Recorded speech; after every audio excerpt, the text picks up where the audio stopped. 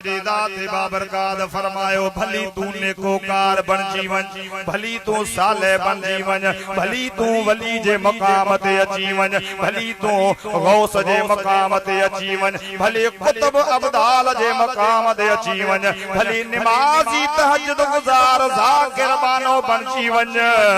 मां रब खां टिजा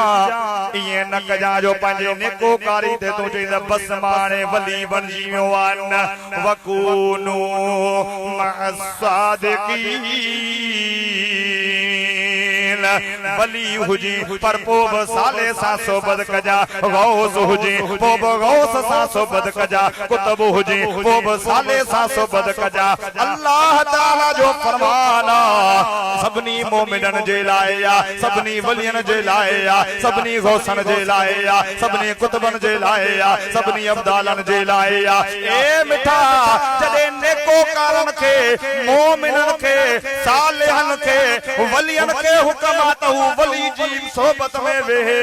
वली जे जलसे में वेहे वली जे प्रोग्राम में वेहे पंजा गोडा खोड़े त मवाली वट न खोड़े चस्सी वट न वेहे शराबी वट न वेहे जेके शरीयत खां परे जेके रब जे कुरान खां परे उन्हनि वट न वेहे वेहे त उन्हनि वट जेके गाल कन त अल्लाह जी गाल कन त मदीने वारे साईं जे कन सच्चा चवंदई सदे दे दुनिया खे छदे सच्चा चवंदई सदे दे दुनिया खे छदे न कर दम देर आशिके रसूल थी सच्चा चवंदई सदे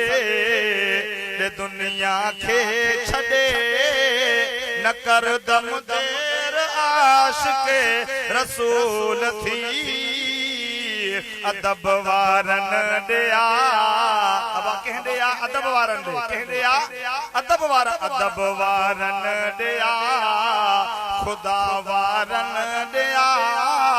जुदा तन खा रहन बिल्कुल फजूल थई सच्चा चवंदई सदे खुदा जे वलियन खाई मिलंदो मकाम उन्हे खे ई मिलंदो जेको कंदो एहतराम तरगे मथे खणी सुभान अल्लाह खुदा जे वलियन खाई मिलंदो मकाम उन्हे खे ई मिलंदो जेको कंदो एहतराम कंहिंजे गॾु हो पयो कुतो जन्नत में वियो वलियन जो जे अपनायो उसूल थई सच्चा चवंदई सदे सबक सो जवारो भरियल सिखिया सिद्दीक खां मुहम्मद जे सजड़े आशिक गारे रफीक खां मुहम्मद जे सजड़े आशिक गारे रफीक खां तू वञ दिल बर जे दर अथई रोज़े अंदर अबू बकर सिद्दीक की थिया रोज़ा रसूल में आ न महबूबन सा गड्डा अजब भाकर में गड्डा तू वञ दिल बर जे दर अथई रोज़े अंदर जिते रहमत जो रात्या ॾींहं नुज़ूल थई सच्चा चवंदई सदे दुनिया जी हविस में हरगिज़ बानो थी न बाने जो सेठार सजन थी आशिक हुसैन जनाने जो सेठार सजन थी आशिक हुसैन जनाने जो सबक पढ़ प्यार जो